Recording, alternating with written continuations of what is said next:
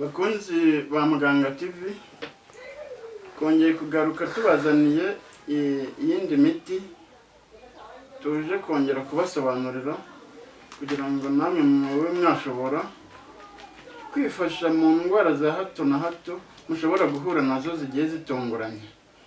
Uyu muti mbazaniye kuri uyu munsi no bita ingabo mu kuvura indwara nyinshi zitandukanye, ariko nubwo uzwi mu kuvura indwara nyinshi ngira ngo zose ntago nazivugaho ngo zirangire, ariko ndababwiraho muri bimwe by'ingenzi uyu muti uzwiho mu kuvura. No kuvuga iki giti ni igiti cy'ikimera kiboneka ahantu henshi mu bice byinshi bigiye bitandukanye by'u Rwanda. Hari abantu baba bafite mu mirima yabo, hari abantu baba bafite mu busitani muri jaride zabo, ariko bamwe bakabigira batazi ngo ni ubutunzi bafite batunze, bakayibona nk'ibintu biri aho gutyo gusa nk'ibidafite umugaso.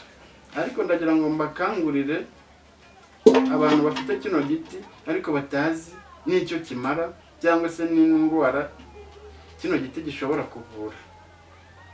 Ni ukuvuga mbere na mbere kino giti kizwiho kuvura indwara nyinshi, harimo umuvuduko w'amaraso, harimo diyabete, harimo na kanseri. Uti gikoreshwa gute?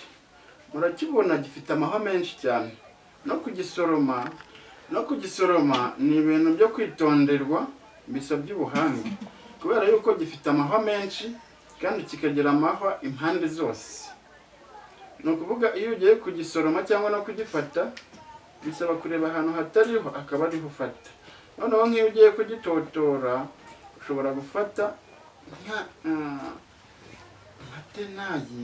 tenayi niyo ishobora kugenda ashiraho, cyangwa ugafata icyuma gityaye cyane ugenda ukozaho umeze nk'uhata yano mahwa agenda avaho. Iyo yano mahwa umarije kuyamaraho ushobora gufata nk'iki ufite gutya mu ntoki uragisekura. Abafite blender baba bashobora kukirapa, ariko noneho abadafite blender noneho bagisekura nko mu isekuru iriya basekuriramo imiti nyine. Noneho wamara kugisekura nk'iki ngiki mfite ushobora nko kugiteka nko muri litiro 2 z'amazi. Ubwo wamara kugiteka muri litiro 2 z'amazi cyamara kubira noneho ukakimenena. Iyo umarije kukimenena ushyira nko mu kintu wateguye, niba ari icupa nimba ari ikindi kintu wateguye nyine ushyiramo uyu muti. Ariko noneho no kukimenena nabwo ni ibintu biba bisaba kwitonda, kubera yuko kirakururuka cyangwa kirarenduka isafuriya wagitekeyemo ugiye kumenenera mu kindi kintu wateguye. Iyo utitonze byose bishobora kumanukira icyarimwe. Iyo umarije kukimenena noneho ubwo ngubwo mu kukinywa nimbuza uba ushobora kunywa ikirahure mu gitondo ukongera kunywa ikirahure nimugoroba. Nimbuza nk'iyo ugikoresheje mu gihe cy'ukwezi, niba wari ufite umuvuduko uri ku rwego rwo hejuru, nimba wari ufite diyabete igeze ahantu ikurenze, ibyo byose hari ibigenda bihinduka. Noneho kandi si n'ibyo gusa, kino giti iki mureba gikora no ku bintu by'imyuka mibi.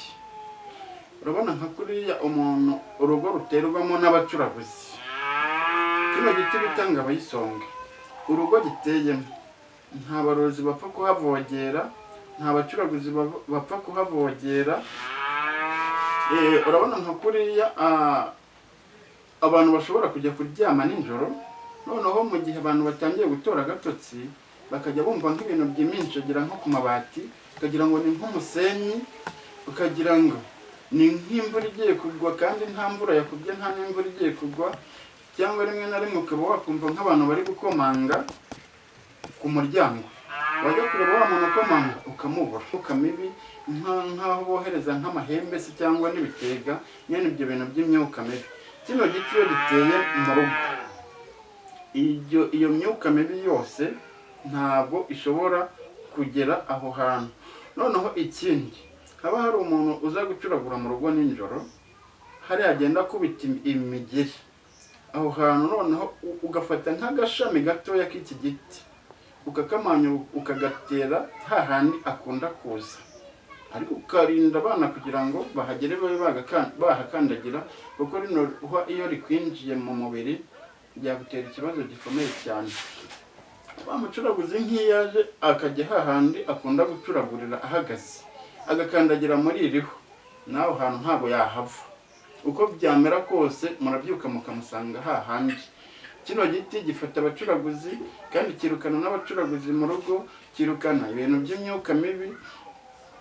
Nk'uko umuntu bamwohereza nk'ibintu by'amahembe cyangwa n'ibitega, bakaba bahora babimishagira mu rugo, abantu ntibaryama ngo basinzire. Nubwo cyaba giteye nko mu rugo, ugafata akantu gatoya ukakajugunya hejuru y'inzu, cyangwa ugashyira nko muri kositaro ku cyumba cyaho uryamye, ya myuka mibi na bya bindi byose hehe ubucikanye nabyo.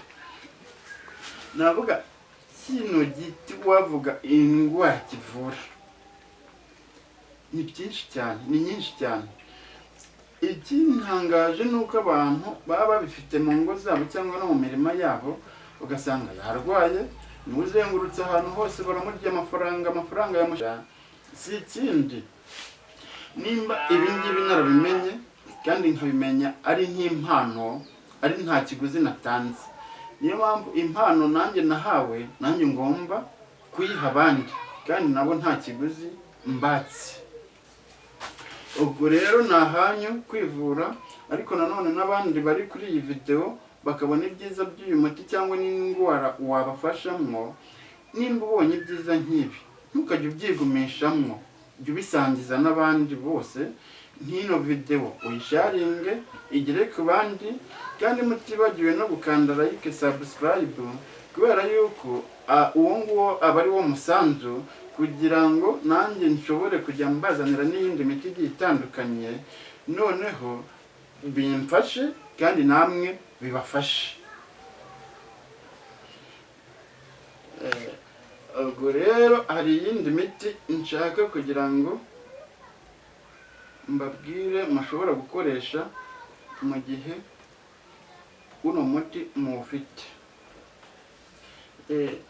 Uyu muti ushobora kuba uwufite hari nk'ibyo bintu barimo kukoherereza by'imyuka mibi. Hari uwundi muti ushobora kwifashisha wagendana n'uyu kugira ngo bya bindi baboherereza bihite bigenda vuba vuba. Ushobora gufata uriya muti bita igitovu. Igitovu ngira ngo mwese murakizi. Ugafata igiti cyitwa urubingo. Urubingo mvuga imbingo ziri amoko atandukanye. Hari ziriya mbingo batera bagaburira amatungo zigira ibyoya, ntabwo ari urwo rubingo mvuga, ndavuga ruriya rw'urunyarwanda bubakisha urugo. Ruriya rubingo rw'urunyarwanda benshi bararuzi, urwo ni rwo ruvamo iyo miti mu kwirukana amahembe, mu kwirukana dayimoni y'amoko yose.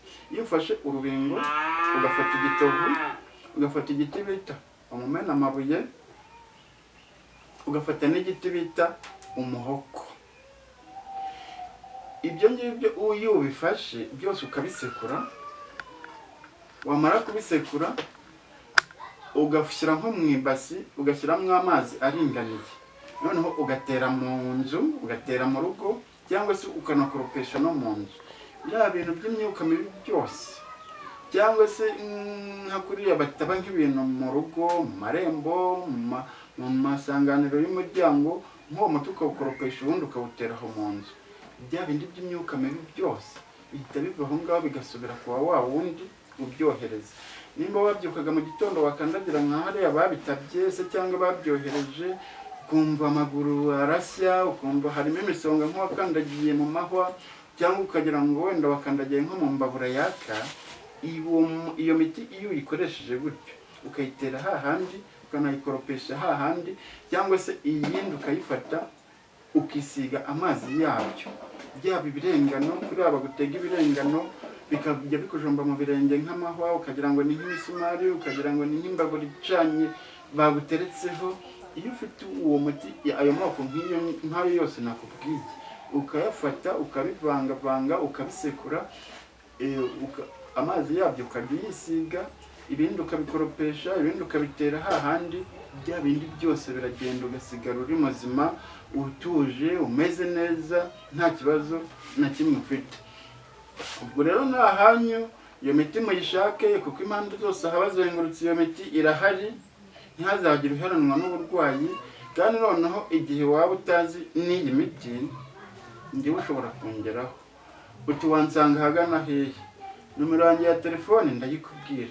Iyo nyikubwiye ari umuti udasobanukiwe, urantelefona uwo muti nkawukurangira cyangwa se nkakubwira uburyo wawubona bikoroheye. Iyo nomero rero ngiye kubabwira ni iyi nkoresha, 0788 03 56 44. Iyo nomero no kuri WhatsApp biriho. Ubwo ni ukuvuga igihe cyose uyu umuti umwe muri iyo ngiyo wawushatse wawubuze, wampamagara uwo muti ukakugeraho byihuse, cyangwa nkakubwira uburyo ushobora kuwubona. Murakoze cyane.